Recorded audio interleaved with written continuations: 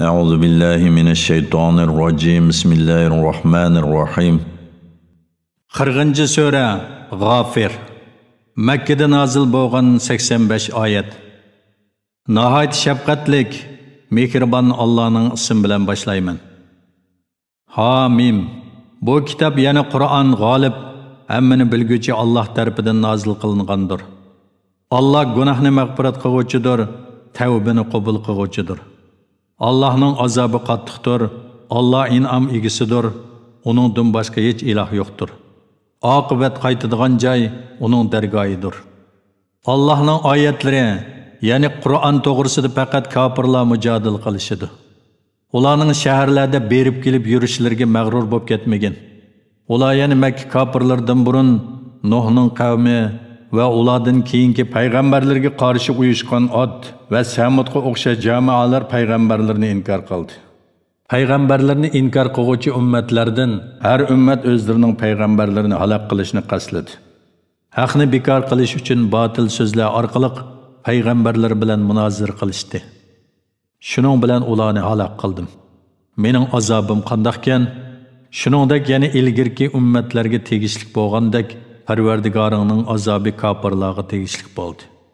Ular do'zax ahlidir. Arishni ko'tarib turgan va arishning cho'risidagi farishtalar Parvardigorga tasbih etadi. Hamda etadi, uningga iymon etadi. Mu'minlarga mag'firat tilaydi. Ular etadi, Parvardigorimiz sening rahmating va ilming hamma narsani o'z ichiga oladi. Tavba qilganlarga va sening yo'lingga ergashganlarga mag'firat qilgin. Ularni do'zax azobidan saqlagin. Parvardigorimiz sen ularning ota-bobolardan, ayollardan, avlodlardan yaxshi bo'lganlarni ularga va'da qilgan mangulik jannatga kirgizgin. Sen haqiqatan g'olibsan, hikmat bilan ish qiluvchisan.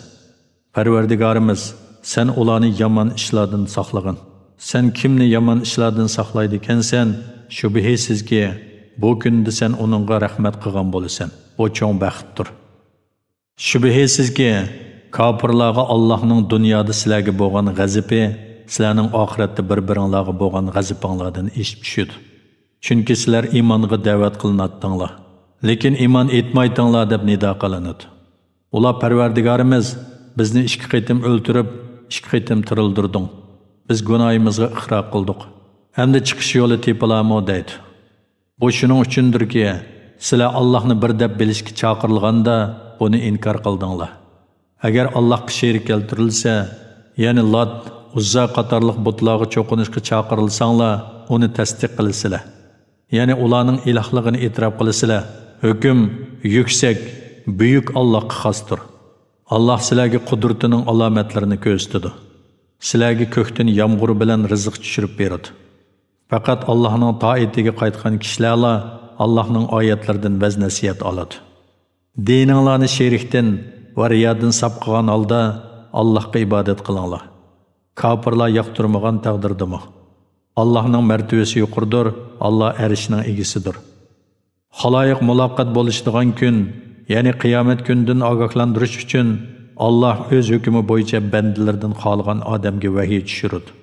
Ular qabrlardan chiqqan kunda Allohga ulardan, ya'ni ularning ahvolidan, amallaridan, sirlaridan hech narsa maxfiy qolmaydi. Bugun podshohlik kimga xos? G'olib bir Allohga xosdir. Bugun har odamga qilgan amaliga yarasha jazo beriladi. Bugun zulm yo'qdir. Alloh haqiqatan tez hisob og'uchidir. Ularni qiyomat kunidan ogohlantirgan. O chaqda dillar qo'rqinchning qattiqligidan bo'g'izlarga qoplashib oladi. Ular qayg'u hasratga to'ladi. Zolimlarga yaqin do'st va shafaat qabul qilinadigan shafaatchi bo'lmaydi. Allah ko'zlarning xiyonatini va dillardagi yoshirin narsalarni bilib turadi. Allah adillik bilan hukm chiqaradi. Ular Allohni qo'yib ibodat qilayotgan ma'budlar hech narsaga hukm chiqarishga qodir emas. Allah haqiqatan bandalarning so'zlarini anglab turg'uchidir, ularning ishlarini ko'rib turg'uchidir. Ular zaminda sayr qilib, ulardan ilgari o'tganlarning oqibatining qandoq bo'lganligini kuzatmadimi?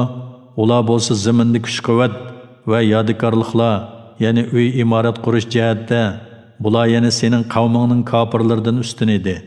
Gunohi tufaylidan Alloh ularni jazoladi. Ularni hech ahadi Allohning azobidan saqlab qololmadi. Bu shuning uchundirki, ularga payg'ambarlar ro'shan mo'jizalarni olib kelgan edi. Ular ishonmadi. Shuning bilan Alloh ularni jazoladi. Alloh haqiqatan kuchlidir, Allohning azobi qattiqdir. Biz Musoni mo'jizalarimiz bilan, ro'shan dalil bilan haqiqatan Fir'avnga, Hamonga va Qorunga avatdiq. Ular Musoni yolg'onchi, sehrgar deyishdi. Musa ularga dargohimizdan haq, ya'ni payg'ambarlik bilan kelganda, ular Musa bilan iymon etganlarning o'g'illarini naslini quritish uchun o'ltiringlar, ayollarni xizmatga selish uchun qoldiringlar dedi. Kofirlarning hili-mekri faqat barbod bo'ladi. Fir'avn aytdi: "Meni qo'yib etinglar, Musoni o'ltiraman. Musa o'zini mendan qutuldirish uchun Parvardigorini chaqirsin. Men haqiqatan Musoning dininglarni o'zgartib etishidan yoki zaminda, ya'ni davlatda qalaymaqonchilik tug'dirishdan qo'rqaman." Musa aytdi: "Men haqiqatan mening Parvardigorim va sizlarning Parvardigoringlar bo'lgan Allohga sig'inib, hisob kuni, ya'ni qiyomat kuniga ishonmaydigan har bir mutakabbirning ziyonkashlik qilishidan panoh tilayman." Fir'avn xondoniga mansub, iymonini yo'shirgan bir mu'min odam aytdi: "Sizlar Parvardigoringlar Alloh degan kishini o'ltiramsizlar? Halbuki o sizlarga haqiqatan Parvardigoringlarning dargohidan ro'shan dalillarni olib keldi. Agar u payg'ambarlik da'vosida yolg'onchi bo'lsa, yolg'onchiligining ziyni uning o'zigidir. Agar u rostchil bo'lsa, o sizlarni qo'rqitgan azobning bir qismi sizlarga keladi. Alloh haqiqatan haddidan oshgan yolg'onchini hidoyat qilmaydi. Ey qavmim, bugun saltanat sizlarning ilkinglardadir. Misr zaminida sizlar g'olibsizlar. Agar bizga Allohning azobi kelsa, uningdan qutulishga bizga kim yordam beradi?" Fir'avn aytdi: "Men sizlarga faqat nimani to'g'ri deb qarasam, shuni maslahat beraman. Sizlarni men faqat to'g'ri yo'lga boshlayman." Mu'min odam aytdi: "Ey qavmim, sizlarning Nuh, Ad, Samud qavmlariga o'xshash va ulardan keyingilarga o'xshash jamoalar uchirgan jazoga uchrashinglardan qo'rqaman. Alloh bandalarga zulm qilishni xohlamaydi. Ey qavmim, men sizlar uchun haqiqatan qiyomat kunidan ansirayman. O kunda do'zax azobining dahshatidan qo'rqib, orqanglarga chekinsizlar. Sizlarga Allohning azobidan hech qutuldiruvchi bo'lmaydi. Kimki Alloh uni gumroh qiladi ekan, uni hidoyat qiluvchi bo'lmaydi. Shak shubhisizki, ilgari sizlarga Yusuf Allohning dargohidan ro'shan mo'jizalarni olib keldi. U olib kelgan dalildan sizlar hamon shaklandinglar. Toki u vafot bo'lganda dalil pakitsiz holda Alloh uningdan keyin hargiz payg'ambar avatmaydi dedinglar. Alloh gunohda haddidan oshguvchini, dinda shaklanguvchini mushundoq ozdiradi. Allohning oyatlari ustida o'zlariga Alloh tarafidan kelgan hech qanday dalil bo'lmasdan qarisiga janjallashadiganlar Allohning dargohida va mu'minlarning nazarida qattiq nafratga qoladi. Buzg'unchilik qilib, iymondan bosh tortgan, bandalarga zo'migarlik qilgan har qanday odamning dilini Alloh mushundoq pechatlab etadi. Fir'avn vaziri Hamonga: "Ey Hamon, menga bir egiz bino sog'in, uning bilan men darvozalarga, osmonning darvozalariga yetishim mumkin. Shuning bilan men Musoning ilohini ko'ray, men haqiqatan Musoni yolg'onchi deb gumon qilaman" dedi. Fir'avnga uning yomon amali shundoq chiroyli ko'rsatildi. Fir'avn gumrohligi tufaylidan hidoyat yo'lidan ma'ni qilindi. Fir'avnning hili-mekri butunlay barbod bo'ldi. Fir'avn xonadonidan iymon etgan kishi aytdi: "Ey qavmim, sizlar menga agishinglar. Men sizlarni to'g'ri yo'lga boshlayman. Ey qavmim, bu dunyo tirikchiligi faqat vaqtlik foydalanishdan iboratdir. Oxirat haqiqatan mangulik qarorgohdir. Kimki bu dunyoda biror yomonlikni qiladi ekan, uningga oxiratda shuningga loyiq jazo beriladi. Mayli er bo'lsin, mayli ayol bo'lsin, kimki o'zi mu'min turib biror yaxshi ish qiladi ekan, ana shular jannatga kiradi. Jannatda ularga hisobsiz rizq beriladi. Ey qavmim, menga nemiki sizlarni men do'zaxdan qutulishga da'vat qilyapsam, sizlar meni do'zaxga da'vat qilyapsizlar-ku. Sizlar meni Allohni inkor qilishga, men bilmaydigan narsalarni uningga sherik keltirishga da'vat qilasizlar. Halbuki men sizlarni g'olib, bandalarning gunohlarini nihoyat mag'firat qiluvchi Allohga da'vat qilaman. Haqiqatan sizlar meni onunğa, ya'ni butqa ibodat qilishga chaqirsizlar, uning dunyo va oxiratda o'ziga ibodat qilishga chaqirgani yo'q. Bizning oxir boradigan joyimiz Allohning dargohidir. Gumrohlikda haddidan oshquvchilar ahli do'zaxdir. Sizlarga azob nozil bo'lgan chaqda sizlarga aytgan so'zimning rostligini eslaysizlar. Men ishimni Allohga topshiraman. Allah haqiqatan bandalarni ko'rib turg'uvchidir. Allah uni Fir'avn jamasining suiqastlaridan saqladi. Fir'avn jamasiga eng yomon azob tushdi. Ular atdigini oqshimi o'tqa to'g'rilanib turdi. Qiyomat qoyim bo'lgan kunda, ey Fir'avn jamasi, azobning eng qattig'iga do'zax o'tiga kiringlar deyiladi. O chaqda ular do'zaxda o'zaro munozirlashadi. Ojiz agashguvchilar, hakavur agashtirguvchilarga shubhisizki, biz sizlarga agashgan edik, bizdan do'zax azobidan bir qismini ep tashlay olamsizlar deydi. Hakavur agashtirguvchilari shubhisizki, biz hammamiz do'zaxdadirmiz. Allah haqiqatan bandalarning orasida hukm chiqadi deydi. Do'zaxdagilar do'zaxga muvakkil farishtalarga, sizlar Parvardigoringlarga duo qilinglar, u bizdan bir kunlik azobni yeniklasa ekan deydi. Ular yana do'zaxga muvakkil farishtalar, payg'ambaringlar sizlarga ro'shan mo'jizlarni epkanmaganmidi deydi. Ular yani kuffarlar, ha epkagan edi deydi. Ular yana farishtalar, sizlar duo qilinglar, lekin kofirlarning duosi foydasizdir deydi. Shak shubhisizki, biz payg'ambarimizga, mu'minlarga hayoti dunyoda va farishta, payg'ambar va mu'minlardan bandalarning amallariga guvoh bo'ladigan guvohchilar hozir bo'ladigan kunda albatta yordam qilamiz. O kunda kofirlarning o'zlari foyda bermaydi. Ular la'nat kuchiraydi. Ular oxiratning azobiga duchor bo'ladi. Shubhisizki, biz Musoga hidoyat ato qildik. Isroil avlodiga kitob, ya'ni Tavratni meros qilib berdik. O aql egilari uchun hidoyatdir va nasihatdir. Ey Muhammad, mushriklarning yetkizgan arziyatlarga sabr qilgin. Allohning sana va sening tavallaringga yordam berish va'dasi haqiqatan haqdir. Gunohingga istig'for etqin. Oqshimi atdigini Parvardigoringga hamd bilan tasbih etqin. Shubhisizki, Allohning oyatlari ustida o'zlariga Allah tarafidan kelgan hech qanday dalil bo'lmasdan qarisiga janjallashadiganlarning ko'kraklarida faqat kibr bor. Ular Allohning nurini o'chirishdan iborat maqsadiga yetolmaydi. Allohga sig'inib, ularning sharridan panoh tilegin. Haqiqatan Allah hammani anglab turg'uvchidir, hammani ko'rib turg'uvchidir. Osmonlarni va zaminni yaratish albatta insonlarni yaratishdan ko'p qiyindir, va lekin insonlarning ko'pchiligi buni uqmaydi. Amo bilan ko'zi ko'radigan odam, ya'ni mu'min bilan kofir barobar bo'lmaydi. Iymon etgan, yaxshi amallarni qilgan odamlar bilan yomon ish qiluvchi odamlar barobar bo'lmaydi. Sizlar oz vaz nasihat olasizlar. Qiyomat cho'qim keladi. Uningda shak yo'q. Va lekin insonlarning to'lisi uningga ishonmaydi. Shuning uchun ular o'lgandan keyin tirilishni, qiyomat kuni beriladigan mukofot bilan jazoni inkor qiladi. Parvardigoringlar aytadi: "Menga duo qilinglar, men duoyinglarni qabul qilaman, tilakinglarni beraman."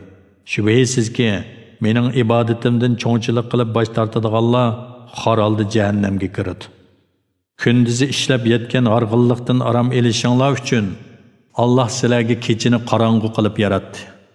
Tirikchilik yo'lida harakatlanishinglar uchun kunduzni yo'riq yaratdi. Allah insonlarga haqiqatan marhamatlidir, va lekin insonlarning to'lisi Allohning ihsoniga shukr qilmaydi, Allohning marhamati va ne'matlariga nonko'rlik qiladi. Ana shu Allah sizlarning Parvardigoringlardir. Hamma narsani yaratgandir. Onundan boshqa hech iloh yo'qdir. Qandoqmi Allohga ibodat qilishdan butlarga ibodat qilishga burilib ketsizlar, Allohning oyatlarini inkor qilganlar hidoyatdan va haqiqatdan shundoq burilib ketadi. Ey Muhammad, qavmingning Allohning oyatlarini inkor qilganligiga qayg'urib ketmagin. Ulardan ilgari o'tganlarmi shundoq qilgan.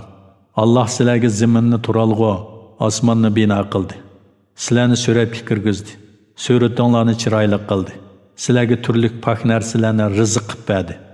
Ana shu Alloh sizlarning Parvardigoringlardir. Olamlarning Parvardigori, Allohning barkati buyukdir. Allah hayotdir.